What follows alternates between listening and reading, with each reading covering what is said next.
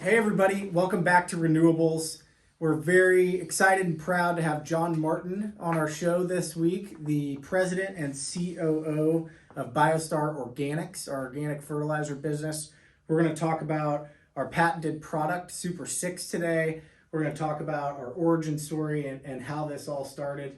John, thank you so much for coming on the show. Welcome. Happy to be here. It's been a long journey for us at BioStar Organics. We started the company in 2009, and it's been a long time getting to where we are now. I'm excited to tell the story. Great. And is this your first ever podcast? It is. Awesome. I've seen some, but never been a part of one. Awesome. Well, very excited to have you. There's really nobody better to tell our origin story than you. You're a great storyteller anyways, but you've been there from the beginning. And by the way, this is the first of a 4-part series about our waste to energy and fertilizer business. And we also get into our renewable natural gas business, which is, of course, a byproduct of the process. So please stay tuned. Make sure to subscribe to the podcast and check up on our follow-up episodes, which are going to be with Peter Gohausen discussing the renewable natural gas market and our business there. We're going to have Alan Philo on, who is a farming and soil expert, to talk about really the down in the weeds details of our fertilizer and how it works and some of our success thus far in crop studies. And then we're going to have a 4th part where we bring in some other experts to talk about some of the environmental benefits of SuperSix. But let's dive in with John and just start a little bit. Just kind of set the stage for our viewers and listeners. Tell everybody a little bit about your background in construction and real estate, and then we'll get into kind of your first memories of the organic fertilizer business. Great. So I'm a 4th generation general contractor. Started out building homes and moved into residential multifamily projects and into commercial projects, then got into the real estate development business. The last part of my career, I was president and CEO of an $800 million a year commercial construction company, and I also was part of a real estate development team that developed commercial, retail shopping centers and entertainment centers. I retired at the end of 2007. And was looking for something to do, and my friend Bill Love, who I met early in our commercial construction career together in 1990, Bill and I had run into one another, and Bill and I were talking one day, and Bill says, "I have this project that I've been invested in, and I'd like you to look at it to see what you think about it." And so he sent me over this business plan for this little company called BioStar Systems. And BioStar Systems at the time was working on a process in which they took organic material and treated that organic material in a process called anaerobic digestion. And the byproduct of the anaerobic digestion was methane. And they were taking the methane at that point in time and using it for natural gas or using it to fire generators and make electricity. That's what was happening when I first got involved with BioStar Systems. Bill asked me to go down and meet with the person who had started BioStar Systems. His name was Dennis Crabtree. So I happened to be in Florida on spring break in 2009. And I called Dennis and we met on the front porch of the Cracker Barrel in Sarasota, Florida. We sat there on those rocking chairs and we started talking about the organic business, anaerobic digestion, renewable natural gas. And I was totally in awe because I had no idea what he was really talking about. And so finally I looked at Dennis and I said, "Well, Dennis, tell me how this works. You put the stuff in a chicken manure in a tank and you heat it up and stir it up." And he said, "Yeah." He says, "Just like your stomach, these little bugs in there eat all this organic material and they make methane. That's exactly how it works." And it's like, well, their bell went off. It's like, oh, I understand now. Yeah. This is just a naturally occurring process. Sure. And Dennis said, yeah. He said, It said, think of it like this. All the natural gas in the earth was made the same way. All that organic material was buried years and years ago, and then the absence of oxygen, the naturally occurring bacteria consume all that organic material and make methane, and that's where all the natural gas in the world comes from. And it's like, wow. Yeah. So Dennis says, yeah. So what we do is we take that organic material, put it in a big tank, heat it up and stir it up, and we make in 20 days what it takes 200 years to make in the earth. And basically that's what renewable natural gas is. Yeah. And so it was like, well, that got my attention. Sure. And so it was like, okay. And at the time, Dennis said, and then after we're finished with making all the methane, we still have all these nutrients in this liquid material. And so we filter the liquid, we filter the solid material out, and we dry it out, and we make organic fertilizer. So we make renewable natural gas, and we make organic fertilizer. And so this was, like I said, in March of 2009. So I came back home and started talking to Bill about what I thought about the possibilities may be. And Dennis is working on a farm in the middle of Missouri to build a digester on a poultry farm. And so Bill and I went down to meet the owner of the poultry farm with Dennis to talk about what we could do going forward. And at that point in time, when Dennis first started the process, the cost of natural gas was between $8 and $9 per unit that you buy it in. And by the time we started talking, the new systems to collect natural gas had come into play, and so shale gas was cheap, and so the price of natural gas had dropped to a point where it was costing us more money to clean the gas and put it in a pipeline than it was worth. And so we're standing there one day on this farm. This farm happens to be located about a mile from Whiteman Air Force Base, which is the home of the B-2 bomber in the United States. So every B-2 bomber in the United States lives at Whiteman Air Force Base. We're standing there with this farmer, and a B-2 bomber flies over, and we all look up, and I looked at Bill and I said, I wonder if the Air Force would want to buy this renewable natural gas from us. And it was like, well, that's an opportunity because there's an Air Force base right next to us. And so one thing led to another. We called the energy manager for the Air Combat Command, and he said, you know, we were just mandated to buy 30% of our energy portfolio from renewable resources. So we'll buy all the renewable natural gas that you could make for us. And so at that point in time now, we had income from renewable natural gas, and we had income from this organic fertilizer that we made. So that kicked us off. We started developing our first plant. So it ended up that we built the first plant in California. We worked on our first plant in California. Bill's cousin was from Sonoma, California. So in Sonoma County, California, all the egg-laying farmers in Northern California live in Petaluma, and all the egg-laying chickens live in Petaluma. So there was an endless supply of feedstock for our digester. So we started and designed our project there. And when we got to California and announced what we were doing, the Sonoma County Water Agency called us and said, we want to buy all your gas because we want to be carbon free by the year 2020. Now, this was 2010 when we went there. And so it's like, wow, that'd be great. We'll make this gas, you'll buy it. And they said, we'll let you build your plant inside one of our wastewater treatment plants. And so it was like, well, this is a perfect scenario. We're going to take chicken manure and we're going to process it. We're going to make methane, and we're going to make renewable natural gas, which we're going to sell to the Sonoma County Water Agency. And then with the rest of it, we'll put it in a pipeline and sell it to Pacific Gas and Electric, PG&E. And so we formulated that entire process and started the permitting process in California.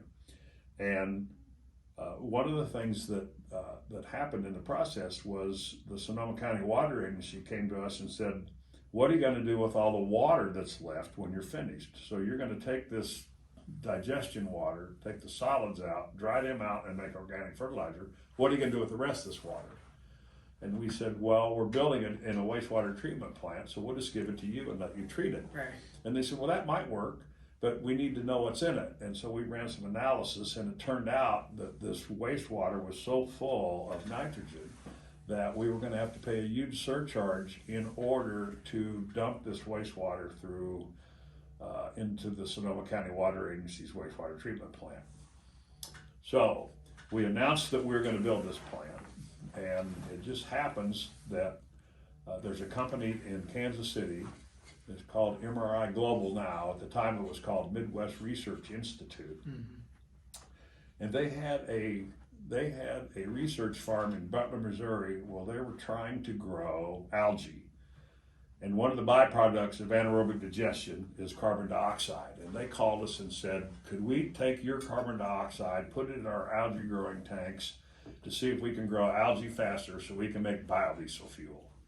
And so we struck a deal with them to have them build a digester. We put the chicken manure in the digester and did our exact process. They captured the CO2 to make algae, and we tried to find a way to clean up the water. Well, what we would do is when we're finished with the digester, after that 20 days of making methane, we'd take the material, we'd measure how much nitrogen was in that material. And because nitrogen is the key part of fertilizer. And so at that point, we had so many pounds of nitrogen, and then we'd take the solids out, and we'd run the solids through a dryer, and we'd measure how much nitrogen we had left, and we found out that we only had half as much as we had when we started. And so it's like, where'd the rest go? Well, so it turns out in this component of digestate, which is the product of the anaerobic digester, there's two types of nitrogen. There's NO, natural occurring nitrogen, and there's NH4, which is ammonia. And what would happen was when we would dry the material out, once we reached a temperature of like 135 to 150 degrees, the ammonia would volatilize and just go up the smokestack into the atmosphere and be gone. Yeah. And so we tried to figure out a way that we could actually capture that material so we could have more pounds of nitrogen to sell as organic fertilizer. Sure. So Bill and I aren't scientists. I was going to say, your background is in real estate and construction. You've kind of become a scientist, it seems. I mean, this is pretty technical, and you've had to learn a lot, it sounds like, over the years about the science behind all this. It was really interesting because Dennis was a scientist, and Dennis was, when we first started the company, Dennis has since passed away, but Dennis was a scientist, and so I spent lots and lots of time with Dennis trying to perfect these techniques. Sure. It was interesting because at the time, this was back in 2010 and 11, when we had this huge pilot being run by Midwest Research Institute. We actually paid them to run the pilot, so we would have some third-party validation. It wasn't Bill and John making this up. It was MRI Global was gonna give us third-party validation. So so we hired all these wastewater treatment plant people to come in and help us try to figure out how to keep this material. And Dennis and I had this philosophical difference because I cared more about capturing the nitrogen, and Dennis said, well, the only fertilizer you can sell right now is dry granular fertilizer. There's no market for liquid fertilizer. Well, it turned out the only way we could collect this ammonia, this NH4 that was available in the digestate, was to turn it into a liquid. So we were able to capture the naturally occurring ammonia, process it through pH adjustment, stabilize it into a liquid product. And so we had captured then all the nitrogen, all the ammonia in our waste stream, and were able to get it into this liquid product.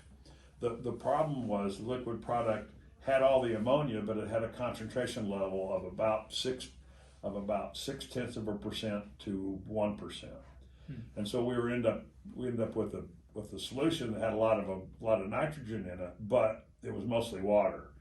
And so the real key to what we figured out was how to take the water out of this solution without volatilizing the ammonia out. So it's easy to get rid of water, you just boil it. Right.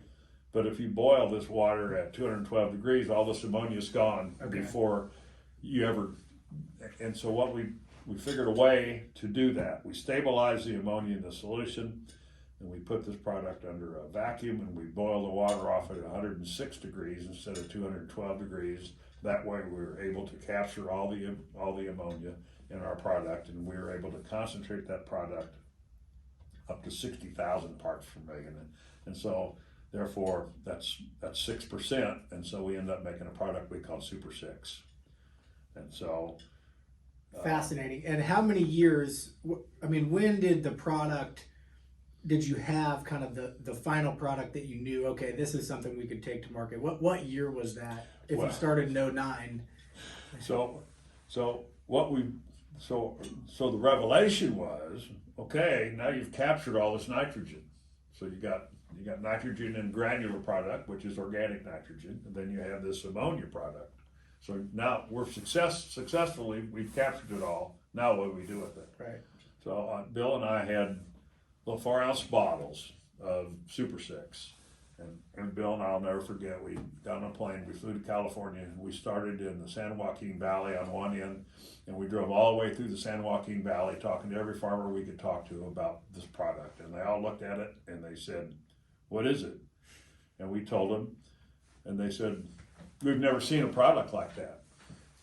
Yeah, really. And so now in a liquid state. In a liquid, yeah, we've never seen a product like that had ammoniacal nitrogen in it. We've never seen an organic product that had ammoniacal nitrogen in it. And I said, well, this is it. And they said, well, it'd be great, but we can't use it. We can't use it unless it's certified by an Organic Material Review Institute. So that's the USDA runs those material review institutes, and so the big one is OMRI. It's the Organic Material Review Institute. And so they said, if you can get this product OMRI approved, we would use it. And so we didn't know how to do that. And so it took us a year to figure out how to go through that process. Yeah. And so then we were able to get the product OMRI approved. And then it was like, maybe we should patent this process because nobody's ever figured out how to do this before. We're the only ones that have figured it out. So let's file for a patent and see if we can patent it.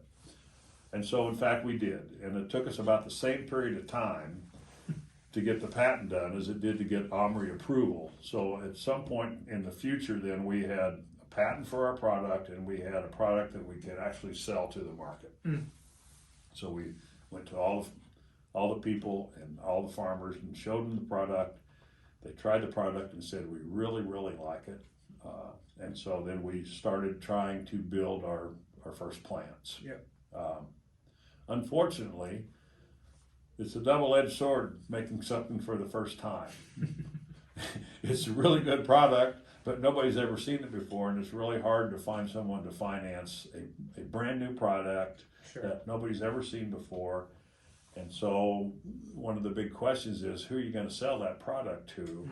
And so we would say we're going to sell it to the farmers, and they would say, well, you need to get us contracts from those farmers to buy that product before we'll be able to give you the financing to put it together. So it took some period of time before we could prove that the product worked, and then we could get buyers to give us contracts that would back up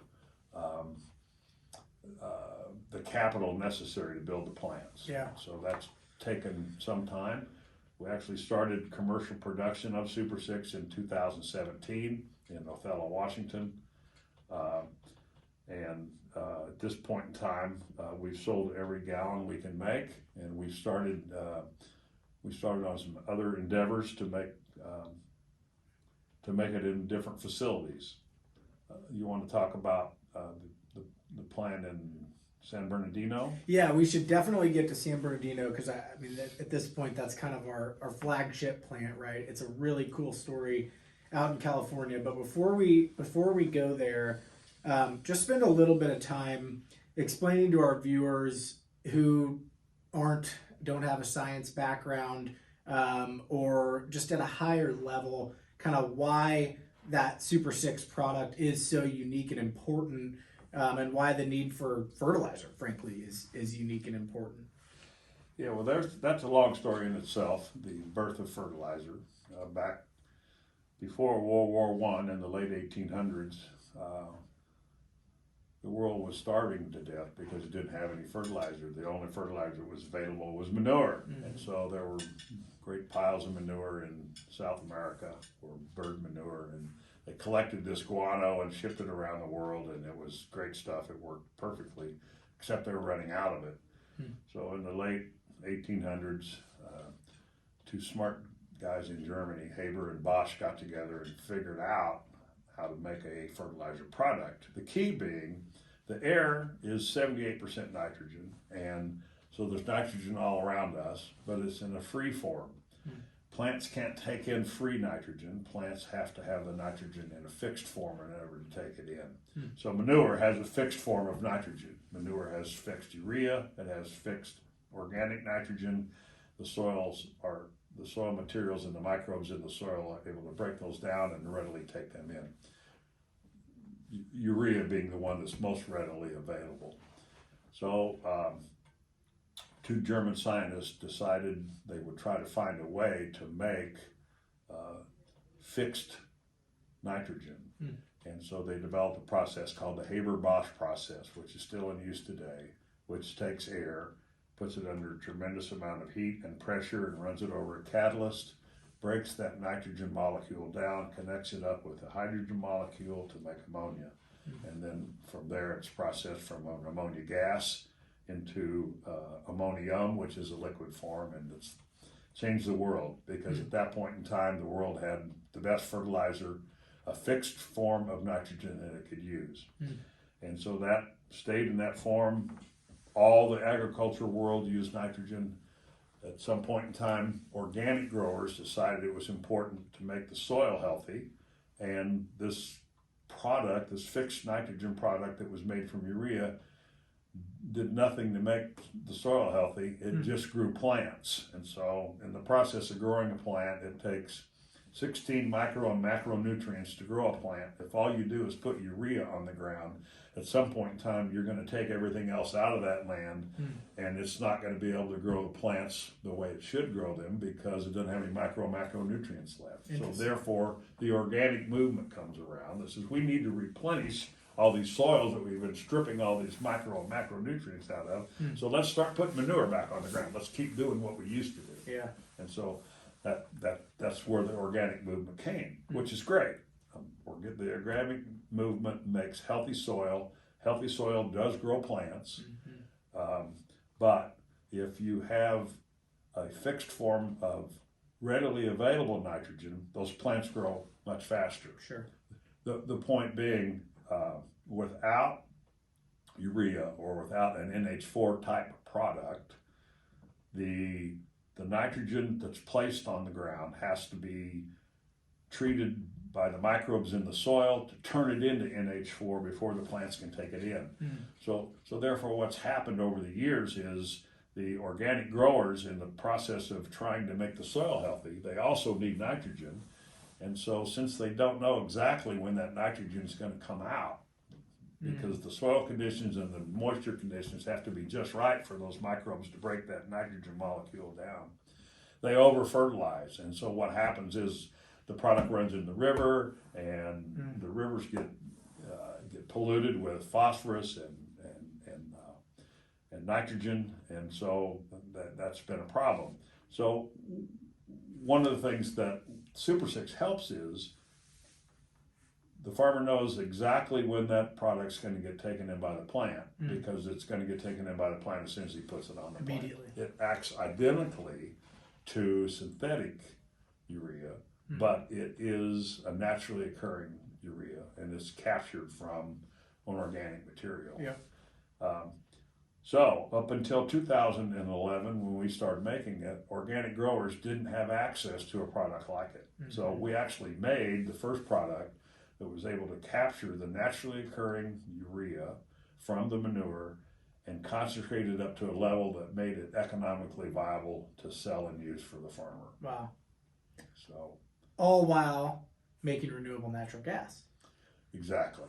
and the final output of what we make in our process of making the SuperSix is clean water. So let's talk about this digester, where we take a digester, we put 100,000 gallons of organically rich material in this digester. We keep it in that digester for 20 days, then we take it out and we make all this fertilizer, and then we make clean water on the back end. So in our process, we end up taking 100,000 gallons, this is rough numbers, 100,000 gallons a day of organic material. We make methane, which we can use to burn in generators to make electricity or renewable natural gas. And then we make organic fertilizer and clean water.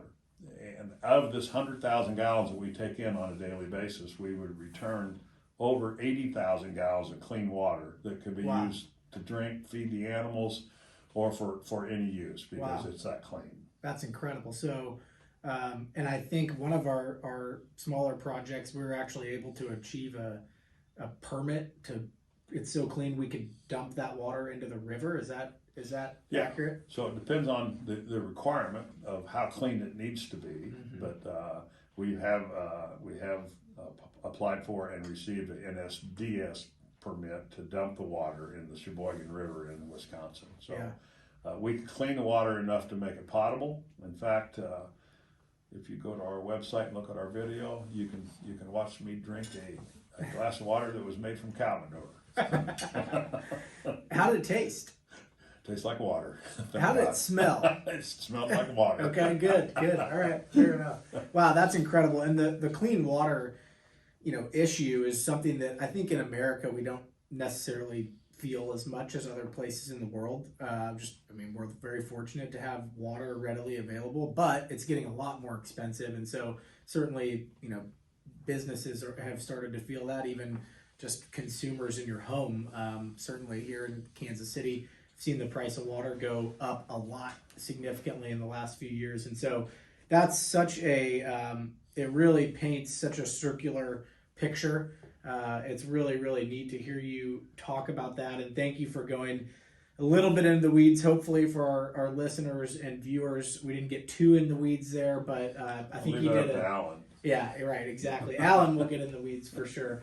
But so thank you for jumping into the SuperSix product. And I do want to shift now to California and our San Bernardino waste to energy plant, because what an amazing reward for the last 11 years of hard work that you've put in to see this beautiful plant become a success and become a reality. So I want you to tell that story, and our amazing editing team, Spencer and Ashley and Lindsay, are going to cut in some photos and videos over our video here to show our listeners and viewers what the plant actually looks like.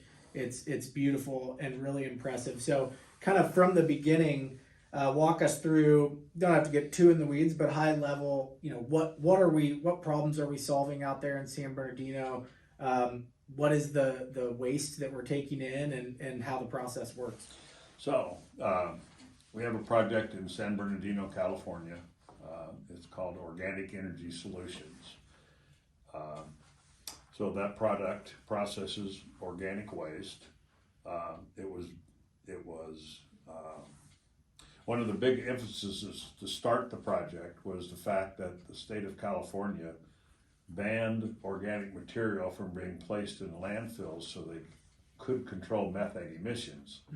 So most of the methane emissions in California come from landfills. So if you put organic material in a landfill, just like we make it in this big tank where we heat it up and make methane, you put organic material in a landfill, cover it up, and it makes methane, and so that methane escapes into the environment. Sure. And so it's a greenhouse gas that's 21 times more hazardous than CO2.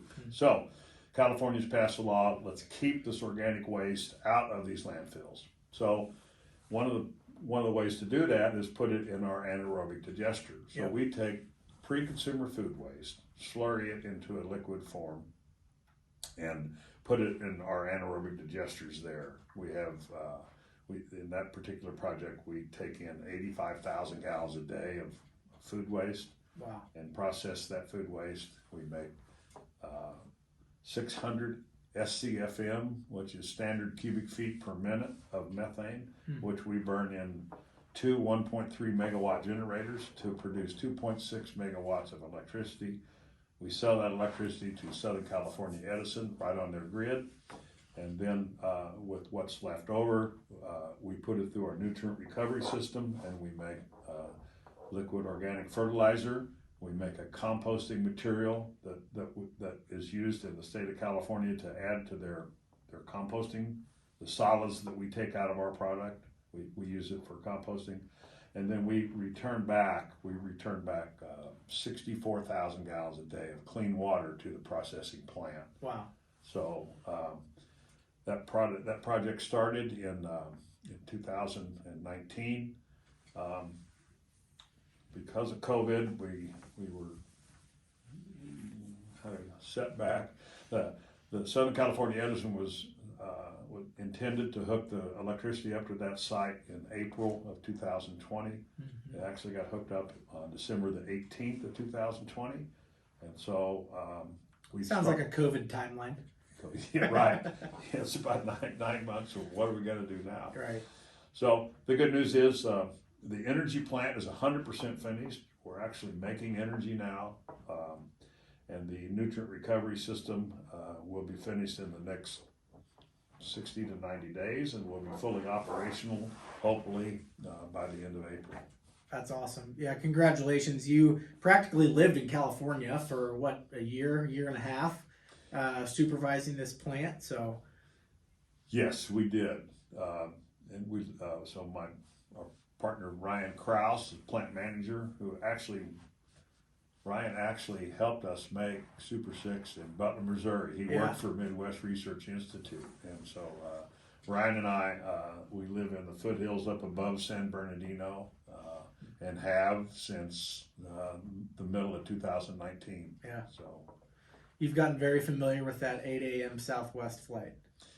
well, actually, now there are other options. Yeah. Yeah, American has a flight that leaves a little earlier and Yeah. gets there a little earlier. Yeah. So, but it's good. Yeah.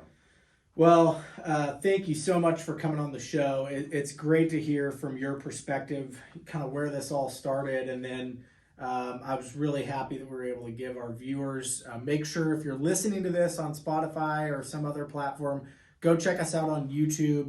Look at our YouTube channel, and you can see some of the B-roll and photos from our plant, which are hugely impressive. And a huge kudos to you, John, for getting it done. And we're really excited. How many gallons a year? So we take in 85,000 gallons a day, and that comes in on big trucks, right? There's like trucks that divert this waste basically from landfills. Yes. And then how many gallons a year of our product do we make, the fertilizer product that we can put into the market? That plant will make about 850,000 gallons a year. Okay. So now the great news is, for us, the great news is it's going to be the first really fully operational, commercially functioning plant doing what it's doing in the state of California. Wow.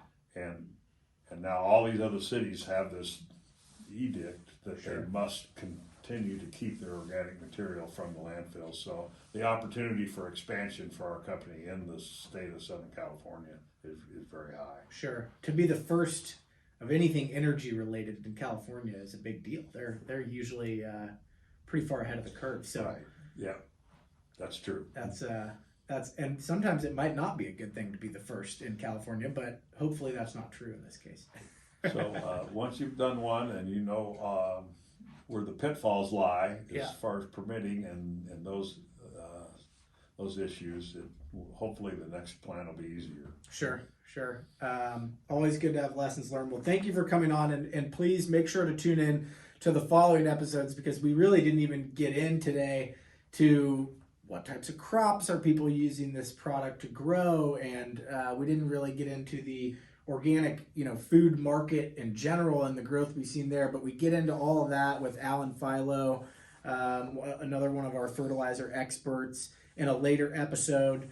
So please make sure to follow and subscribe to the podcast. and tune in. We really appreciate everyone listening in today, and really appreciate you being on the show, John. Hopefully it's your first podcast, but not your last. Please come on later this year to give us an update on how things are going, and we look forward to checking in maybe later in 2021. Yeah, be happy to. Thanks, Awesome. David. Thanks a lot, John.